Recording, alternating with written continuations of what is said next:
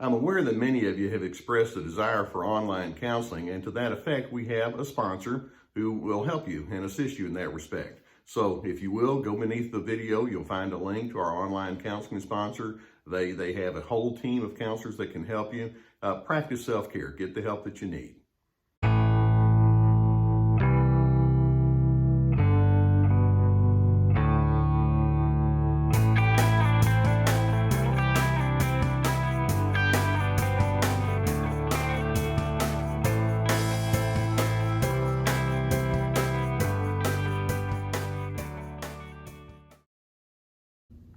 Recently, I uploaded a video about the troublesome aspects of jealousy, and today I'd like to talk about jealousy's first cousin, and that's the emotion of envy.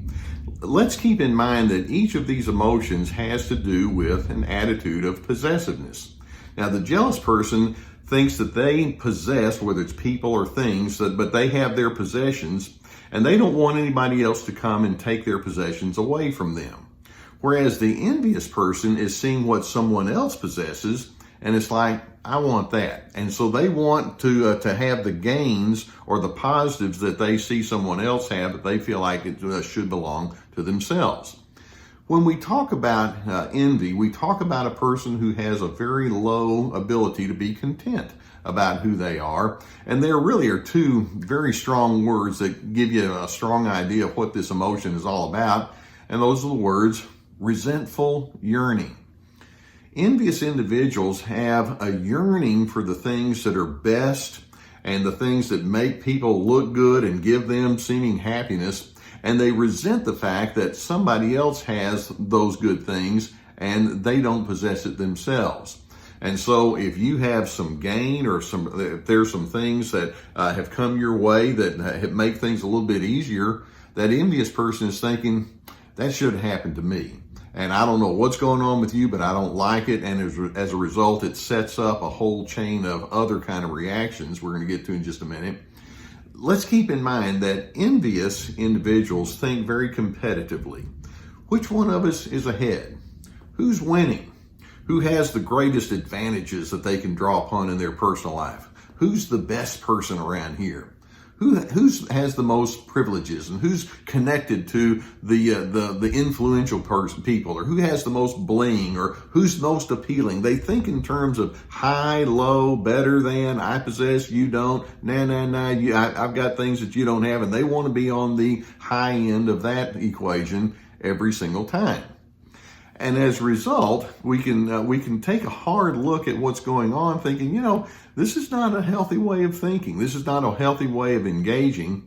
So I want us to be aware of what envy is about, number one, so that you don't get caught up in it, but number two, so that you can understand what's going on inside the mind of that person that may be envious in your world, and you want to stay away from their snares. Now, first and foremost, as we're trying to understand the nature of envy, we need to recognize that it illustrates a strong lack of empathy. Envious individuals don't empathize with other people at all. Rather than, now keep in mind, the empathetic person is somebody that can see the world from another person's vantage point. They can feel with another individual, and they can go inside and show some true caring and understanding toward others. The envious individual's like, I don't care what's going on inside of you. And they don't want to know. If you feel joy, they don't want to go in there and say, I am so happy for you. Again, going back to that yearning and that desire, it's like, I'm not going to be happy for you. There's no empathy that goes there. And even on the other end, when you might think that they would be more inclined towards empathy, let's say if something difficult has happened to that person in front of them, rather than them thinking, well, I do need to show some empathy for that, no, that becomes an opportunity for them to gloat. Because it's like, okay, you think you have everything, well, now you don't. And they actually can take glee in somebody else's difficulty. So whether a person is on the high end of life or on the low end, either way, they don't really have that true understanding or that true willingness to get inside and say, how is this impacting you and how can I know you more fully? They don't think like that. Now, a second very strong element that goes hand in hand with with envy, and it's set up by that lack of empathy, is their attitude of entitlement. When you have no empathy for other individuals, well, what that means is it's all about me. This is what I want. This is what I feel like I deserve. They have this sense that says, I have to have more than everybody else because, well, I'm special and it's me. And there's quite a bit of narcissistic bent that goes along with the envious individual.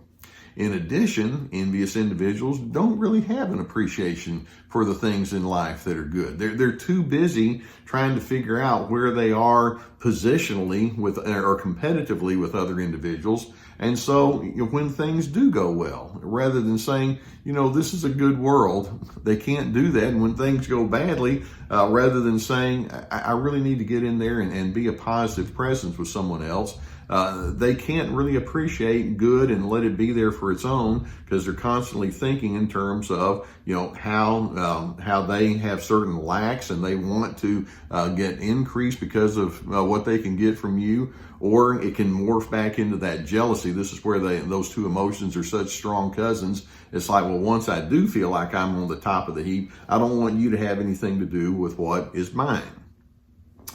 Envious individuals are in a constant defensive posture. Rather than saying, I want to know you, which is part of the empathy, and I want to get inside your emotions, that would imply that they're also willing to say, and I'm more than happy for you to know me too. But instead, envious individuals is like, no, part of me having to be on the top of the totem pole here is I have to be somebody who is better, so I can't let you see when I sweat or when I have struggles or when I have difficulties. And so envious individuals are known for building a really strong shield around themselves. They don't want to be seen as having failures or being average or having needs, because somehow or another that diminishes them in their competitive yearning for whatever other individuals may have. And then also we can see that envious individuals, one of their strongest emotional drivers is their anger. Remember, I mentioned it's resentful yearning. It's not just yearning, it's yearning with a resentment. And these individuals tend to have a deep history of not managing conflict well. They often, very commonly, use characteristics like sarcasm or taunting or belittlement. It's like, I don't, if you think you have good things going, let me tell you what's wrong with you. And so they're very willing to throw those kinds of ingredients towards other individuals. And they certainly aren't going to sit down and say, let's see if we can come to a good understanding of one another's needs and feelings, because the lack of empathy. There are certain words that envious individuals just cannot come to terms with. Let me just kind of throw some of these at you. Words like understanding. They don't want to understand people. They don't understand the word contentment. That's something that's lost on them. And a strong secondary word that goes along with that, they don't really have internal peace. Peace is elusive when you're constantly thinking, what can I get? I have to have more. That being the case, they don't really appreciate the term of encouragement. They certainly don't like the word adequate. If I say that what I have is adequate, they're thinking, well, that's just settling for mediocrity. No, adequate means I'm full. And anything else is just bonus. They don't like the word adequate. They don't like the word enough. Most of us have enough in terms of bling or a certain kind of possibilities. And if you don't, then you can certainly go there. They don't like the word satisfied because they're never satisfied. Satisfaction is constantly fleeting. And even in the moments when they do feel like they're at the top of their game, there's constantly that wonder, are you going to one-up me? If that's the case, I have to take that away from you as well. These individuals just don't have the capacity to say, life is good. I'm glad that it goes well with you. I look forward to the moments where I get to have my good things. They can't share in that thing. Now, let's go back and underscore. In order to minimize the propensity towards envy, we need to maximize empathy. Empathy means that we're willing to go inside of one another's emotional space. We're able to appreciate the things that go well with each other. And then when things don't go well, we're able to share it in mutually encouraging kind of way. Envious people, they're so into that entitlement and that competitiveness that that's just not something they can do. But let's just kind of go with the notion that says, here, as we define ourselves being members of Team Healthy, here is a place where we can say, we don't need to be in that kind of posturing with one another. I'm glad when something good happens to someone else. And if that person can't appreciate what good happens to me, that's their loss. I'm going to make sure that I engage with people who can think well when other things go well with other people, and they can share when things do not go well. We have an interconnectedness that we need to continually reinforce. And in doing so, we're able to find actually that peace and that contentment and that adequacy and that satisfaction that the envious person simply is going to find elusive.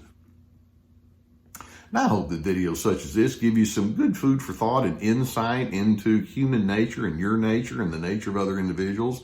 If you've not already done so, I would encourage you to hit that subscribe button here on our Dr. Les Carter channel, where we try to talk about other individuals beyond narcissism.